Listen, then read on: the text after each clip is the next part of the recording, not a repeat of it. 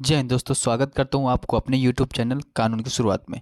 दोस्तों, आज हम बात करेंगे कि अगर संतान को ज़मीन से बेदखल कर दिया जाए, ठीक, प्रॉपर्टी से बेदखल कर दिया जाए, उसको प्रॉपर्टी में हिस्सा ना मिले, तो क्या वह संतान अपने लिए दावा कर सकता है?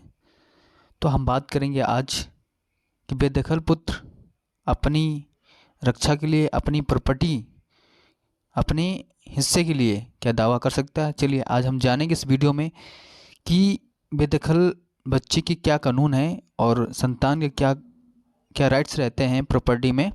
हम इस सब के बारे में चर्चा करेंगे आज इस वीडियो में। तो दोस्तों, अगर आप इस वीडियो में नए हैं तो वीडियो को लाइक एंड सब्सक्राइब कर देना। चलिए स्टार्ट करते हैं आज का सेशन, ठीक है दोस्तों। Ancestral property rule. अक्सर देखा जाता है कि प्रॉपर्टी में कई प्रकार से विवाद होते रहते हैं। पैतृक संपत्ति से जुड़े विवाद भी कम नहीं है।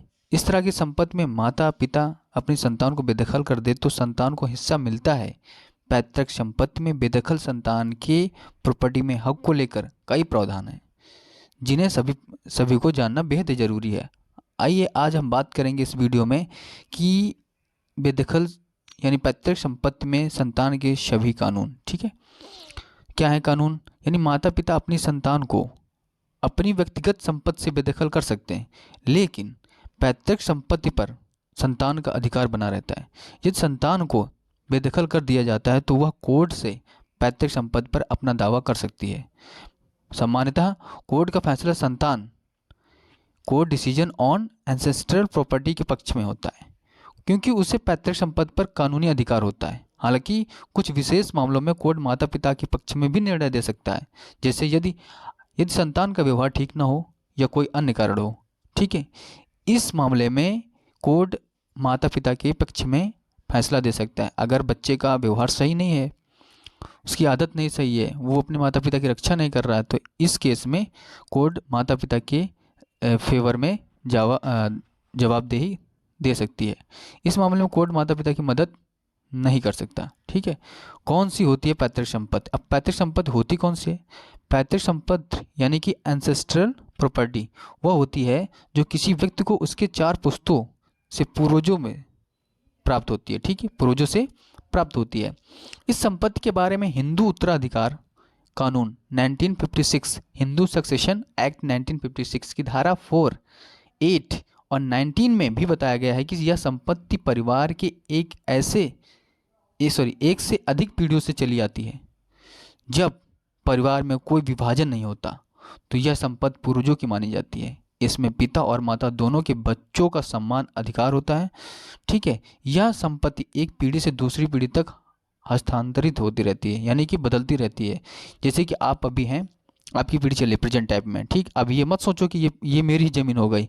इन फ्यूचर आने वाली जो पीढ़ी है वो पुश्तों वाली ज़मीन जो है, वो पैतृक संपत्ति जो है उन बच्चों की भी हो जाएगी। ये मत सोचो कि मेरी ही रहेगी, ठीक है ना। हाँ, अगर परिवार में संपत्ति का बंटवारा डिवीजन ऑफ एंसेस्ट्रल प्रॉपर्टी होता है तो वह अब पहले जैसी नहीं रहती, यह तब्दील हो जाती है, बल्कि इसे, ये बताया ना हमने कि तब्दील हो जाती है, बल्कि इसे व्यक्तिगत रूप से अर्जित संपत्ति माना जाता है। या इस तरह की संपत्ति पर परिवार के अन्य सदस्य माता पिता अपने अधिकार को लेकर फैसला ले सकते हैं और संतान को बेदखल कर सकते हैं, ठीक है ना। अब पैतृक संपत्ति पर किसका कितना हक है? पैतृक संपत्ति में हिस्सेदारी समय के साथ बदलती रहती है। यह इस बात पर निर्भर करता है कि पूर्वजों ने कितनी संपत्ति अर्जित की थी। यदि कोई व्यक्ति अकेला है तो उसे पूरा हिस्सा मिल सकता है, लेकिन यदि भाई बहन है तो संपत्ति आपस में बांटी जाती है। परिवार के हर सदस्य को उतना ही हिस्सा मिलेगा जितना उसके पिता दादा के पास था। कभी कभी कुछ व्यक्तियों को अधिक संपत्ति मिलती है जबकि कुछ को कम मिलती है।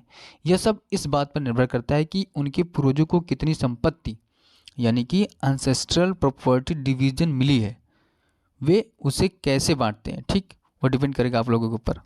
क्या पैतृक संपत्ति और विरासत संपत्ति समान है? चलिए हम बात करेंगे। पैतृक संपत्ति केवल पिता के परिवार से जुड़ी होती है और इसे एक प्रकार की पारिवारिक संपत्ति माना जाता है। हालांकि हर विरासत में मिली संपत्ति पैतृक संपत्ति नहीं होती है, ठीक है। जैसे कि अगर किसी को नानी मामा माँ की तरफ से संपत्ति मिलती है तो वह संपत्ति विरासत में मिली मानी जाती है, लेकिन पैतृक संपत्ति नहीं है।